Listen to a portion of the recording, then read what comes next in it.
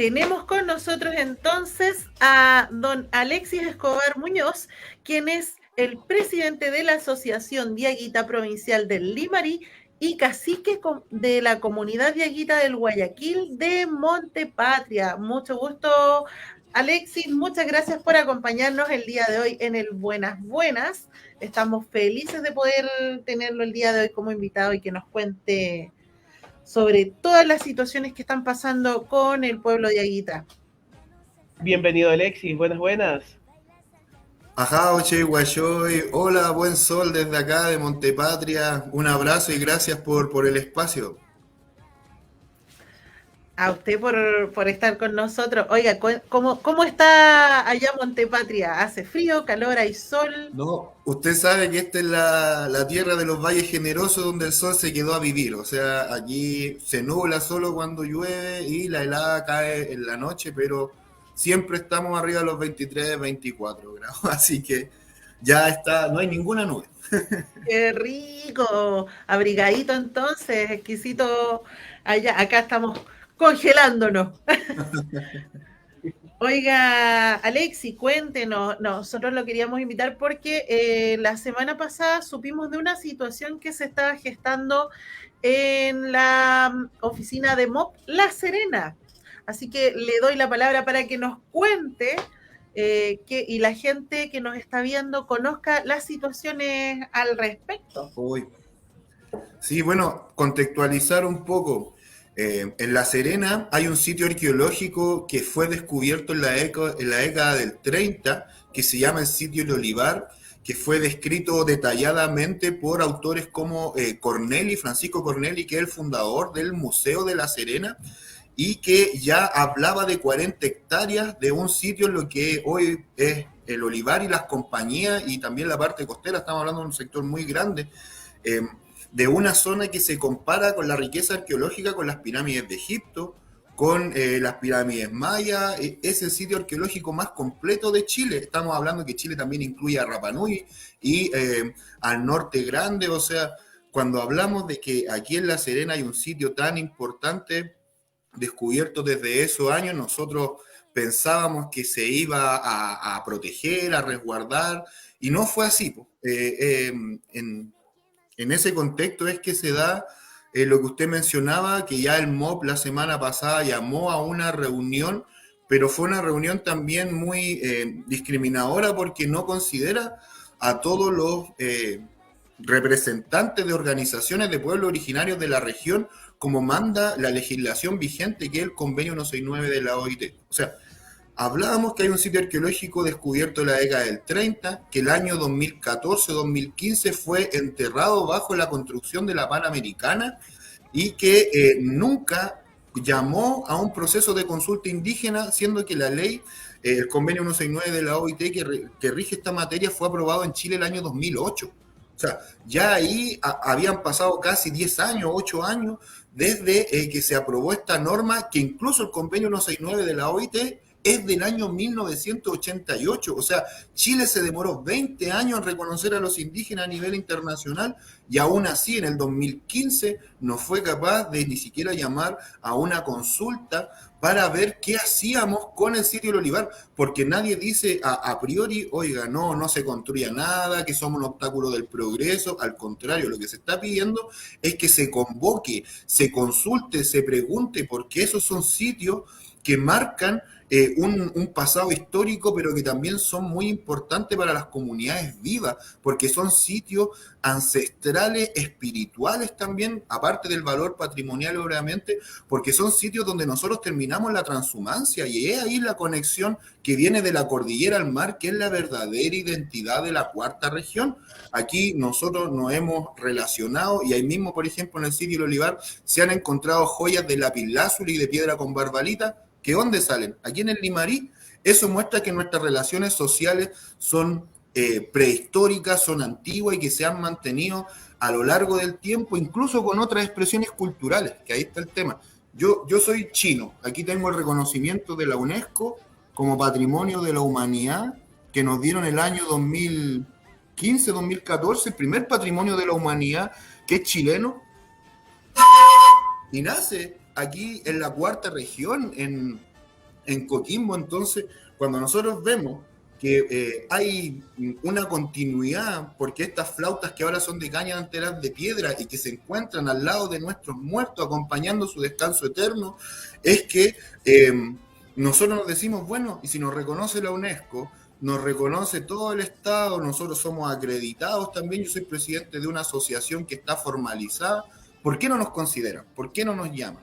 ¿Y por qué el Estado hace estas divisiones con quien sí y con quien no, cuando la ley manda otra cosa? O sea, eso es más o menos lo que está pasando ahí en el Olivar. Bueno, también me gustaría decir algo súper grave, hermana, que desde ahí en esa investigación, o sea, perdón, en esa carretera que se hizo sobre el sitio arqueológico del Olivar, intervinieron un área tan pequeña, hablamos de 40 hectáreas el total del sitio arqueológico, intervinieron solo 2 hectáreas y de esas 2 hectáreas sacaron 300 cuerpos humanos con la autorización del MOB del Estado y que está acompañado también de todas las reliquias que son de oro, de plata, no solo greda, ¿cierto? Tienen un gran valor comercial también. Y de camélidos, hay muchos entierros que tenían los guanacos al lado, lo que muestra también una diversidad cultural, incluso de personas que tenían los cráneos alargados. Y esos huesos de esas personas están siendo llevados al extranjero, a Inglaterra y Dinamarca, para pulverizarlo y destruirlo y hacerle estudio. ¿A quién le preguntaron eso? Y ahora le entrego la palabra, pues si me quieren hacer alguna otra pregunta, porque ese es el contexto que estamos trabajando, por lo menos con el Olivar. Gustavo, ¿alguna consulta que le quieras hacer tú a Alexis dentro de todo lo que nos iba contando? Sí, a mí me sorprende una situación, porque por lo menos para quienes vivimos acá en la región, en la conurbación, no es un misterio, ni es desconocido la existencia del sitio del Olivar. Sin embargo, es un tema que lleva años y años y años detenido y que no logra ver la luz. Y más que hacer una especie de señalamiento o acusación, invito más a la reflexión. Y por lo mismo te pregunto, ¿por qué esta situación? ¿Por qué no se ha hecho un museo al aire abierto? ¿Por qué no se han tomado medidas? Me da la impresión, me surgen dos posibilidades.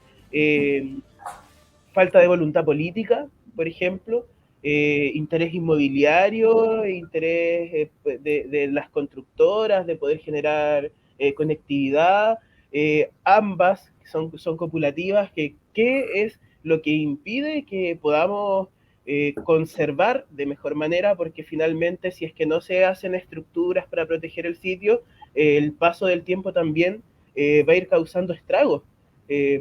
Todos los días es una lucha más ardua contra el tiempo y sin embargo las autoridades no toman cartas en el asunto. ¿Qué está pasando? Es de todo un poco, de todo un poco. O sea, aquí hay grandes intereses porque estamos hablando de la continuidad de la carretera panamericana, que es la que conecta a Chile con el resto de los países, hasta Canadá llega. Entonces, hay intereses justamente también por el rol que juega la región dentro de la economía mundial para la exportación de mercancía al mercado asiático también. Entonces, hay mucha gente que quiere llegar al puerto.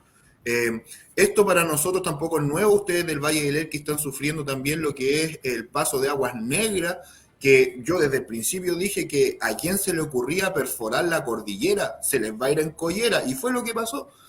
¿Cuál es la amenaza ahora? Que, por ejemplo, ese paso que no se pudo hacer allá en el Elqui lo quieren hacer acá en el Limarí, que se llama La Chapetona, y que también es un paso indígena, pero llega a lo mismo.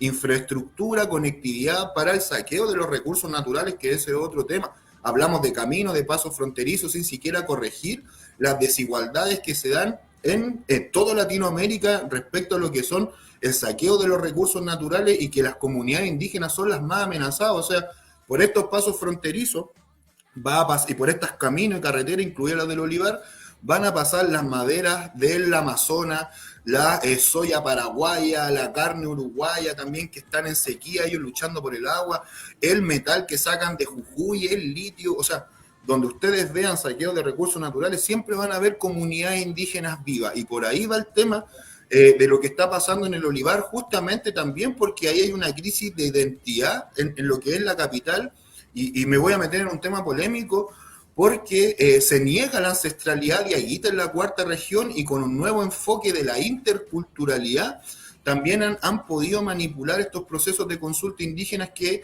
los disfrazan de show folclórico. Y habiendo dicho esto, les digo que justamente al pueblo diaguita, que somos los herederos, junto con el pueblo chango, de lo que es esta territorialidad de la cuarta región, hoy en día tenemos a gente aymara del extremo norte y a gente acreditados mapuche, del Gualmapu, que empieza en el Biobío, intercediendo por lo que son los sitios arqueológicos de nuestra gente. A mí mismo me pasó, porque no es solamente el olivar, aquí en el estadio de Ovalle saquearon todas las joyas también, tal cual hicieron el olivar, y dejaron los muertos abajo, están jugando la pelota sobre los huesos.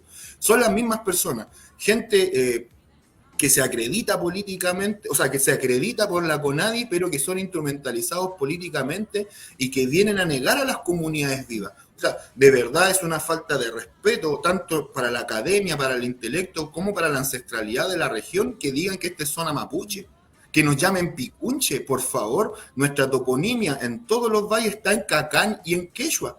Y el Mapuzungún fue incorporado mucho después de las encomiendas. Nadie niega la presencia de hermanos mapuche acá o de hermanos de otros pueblos, pero aquí estamos hablando de comunidades vivas.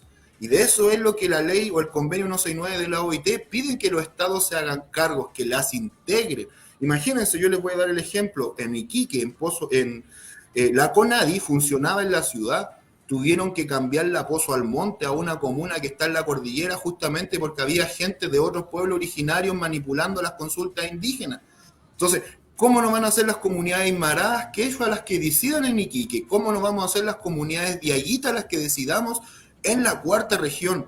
Eso lo vemos en salud, lo vemos en educación, lo vemos en todos lados. O sea, si yo me quiero sanar, por ejemplo, con medicina Rapa Nui, voy a la isla, me sana un taote. Si quiero sanarme como una machi, voy al sur y así también me atiendo. Pero si quiero medicina diaguita, ¿dónde tengo que ir?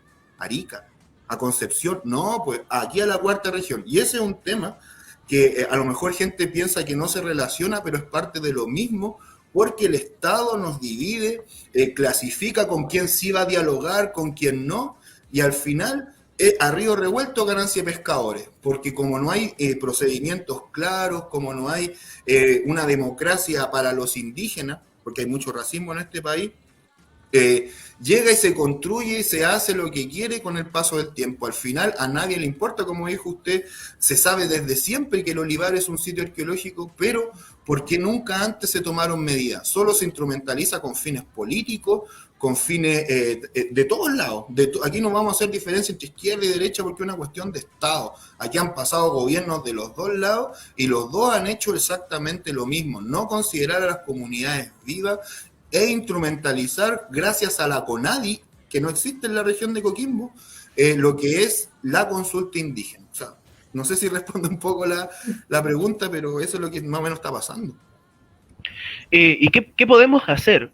Y digo qué podemos hacer porque a pesar de que habemos personas que no pertenecemos a los pueblos originarios diaguita, sí habitamos este territorio y sí es parte de la riqueza que este nos puede entregar.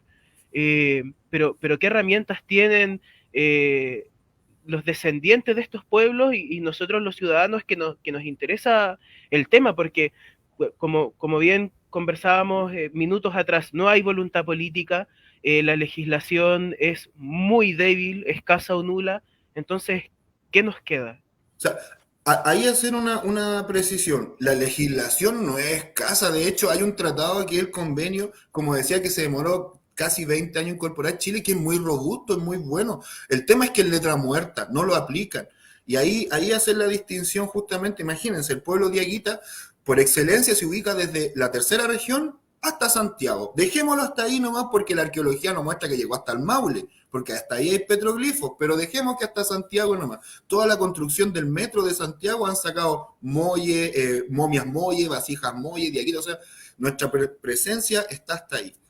Pero cuando hablamos de la política que aplica el Estado para reconocer a los diaguitas y a las organizaciones diaguitas, nos divide. O sea, imagínense, los diaguitas de la tercera región tienen que mandar sus papeles a Iquique.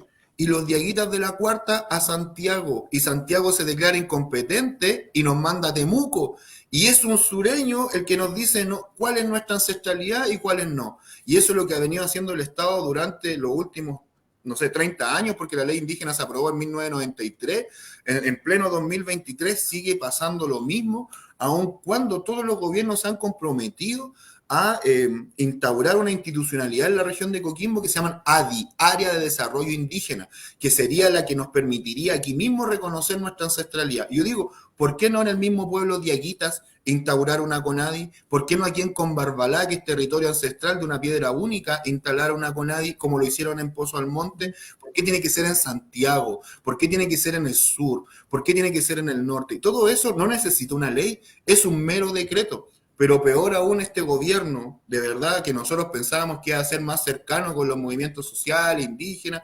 desarticuló todas las mesas que habían en los valles. Aquí había una mesa provincial del Limarí indígena que por lo menos hasta en el gobierno de Piñera se mantuvo, que por lo menos nosotros podíamos reunirnos y hablar nuestras problemáticas. Porque no solamente es el patrimonio, por ejemplo está el tema de la transhumancia, que todos le sacan fotitos, lo publican a los ganaderos cuando se van a la cordillera, pero ustedes saben que les cobran 3 peajes, uno por el monocultivo industrial, que más encima nos seca, otro por las megamineras y otro por las policías en Argentina. Cuando los dos países tienen el tratado aprobado, lo que debieran hacer es aprobar un libre paso. Dice explícitamente el convenio 169 que se protege la ganadería indígena transhumante. Y eso es lo que marcan los petroglifos, por hermanos y hermanas. Es la huella del camino por donde pasan los viejos y son los caminos que están conectados desde La Serena hasta el otro lado. Es un corredor bioceánico. El corredor bioceánico no lo inventaron las empresas ni los ingenieros, es patrimonio de nuestros pueblos originarios.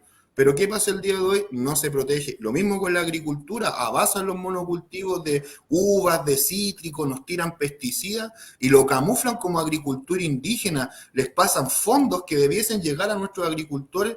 Ninguno de nosotros te va a plantar un monocultivo, aquí se plantan, se llama rulos de cultivo. ¿Por qué?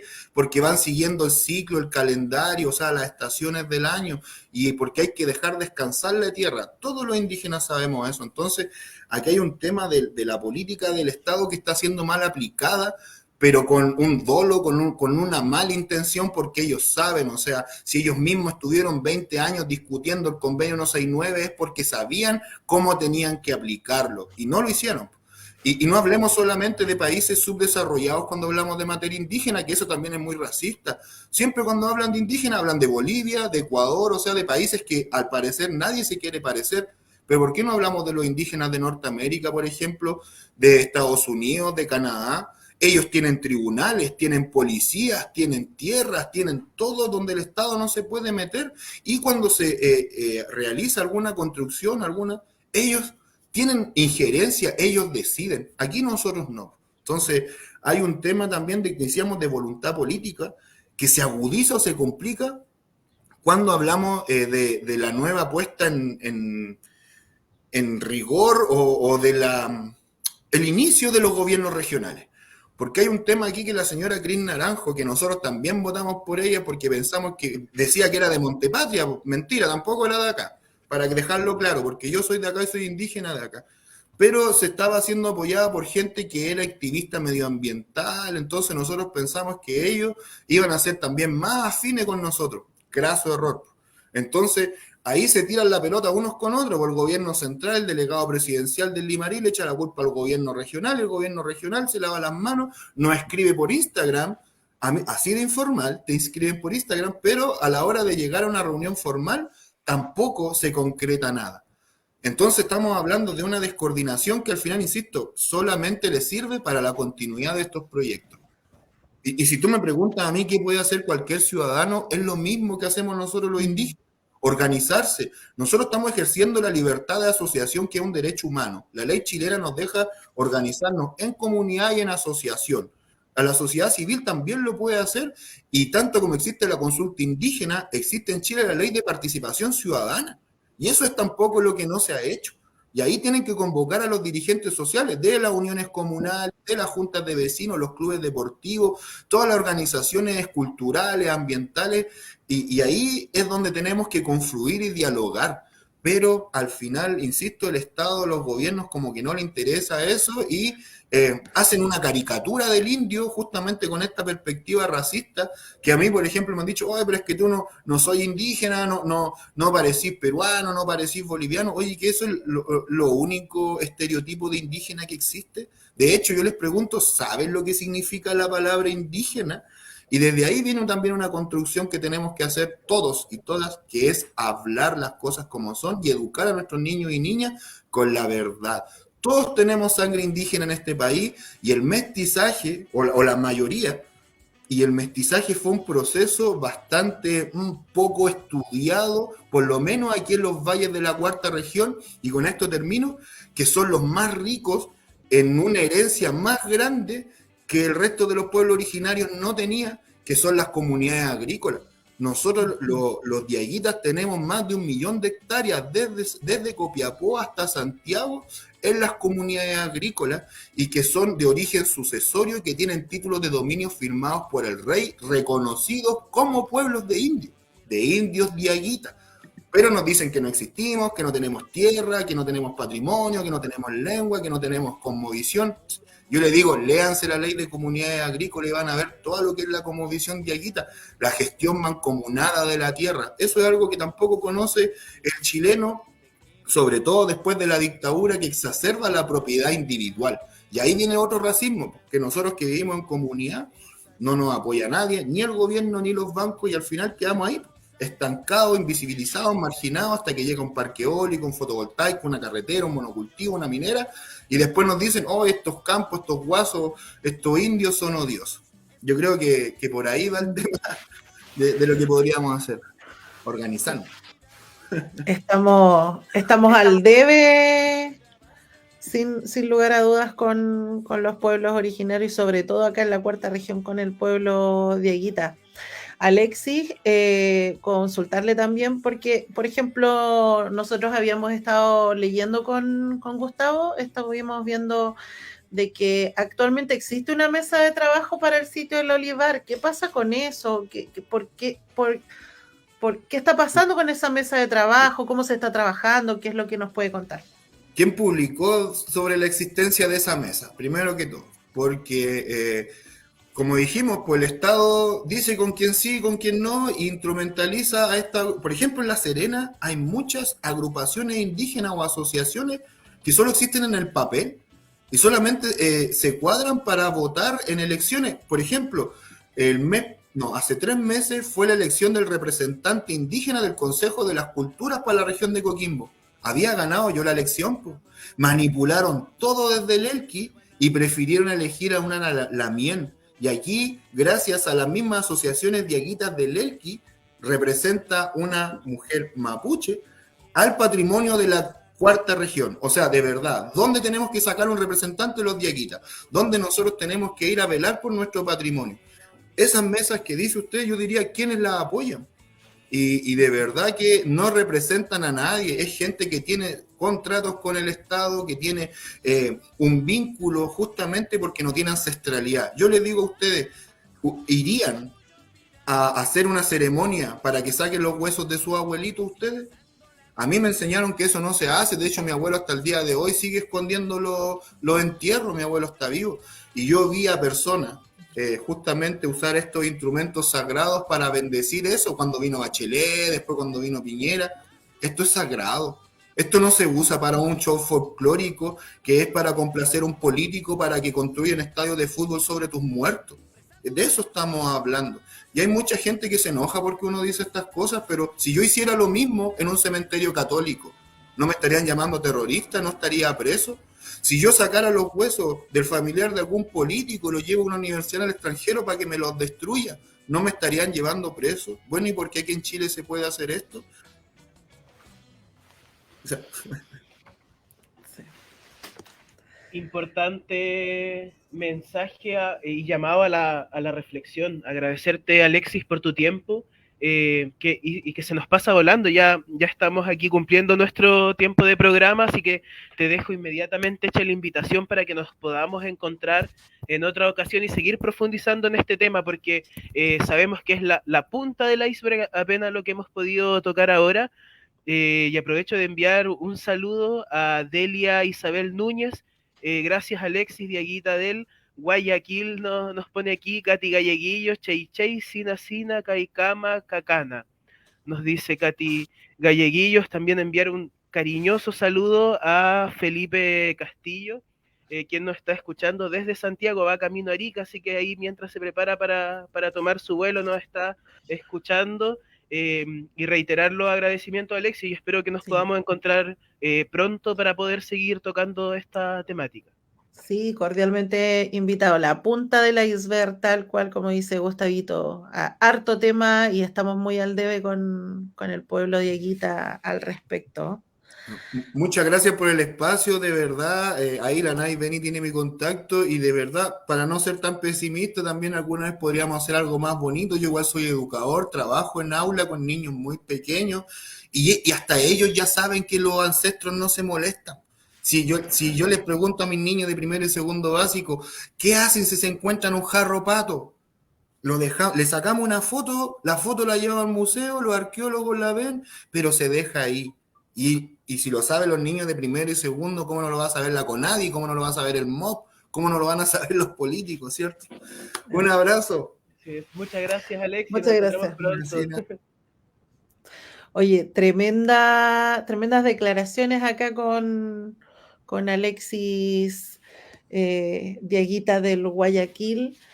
Importante reflexión que tenemos que hacer todos también, no solo la gente que pertenezca al pueblo de Dieguita, una reflexión importante para todos quienes somos de acá de la cuarta región en respecto a lo que es el sitio El Olivar, tremendo sitio arqueológico que tenemos en nuestra conurbación. Un saludo a Mirta Elizabeth Muñoz también, que está ahí atenta a esta transmisión. Querida amiga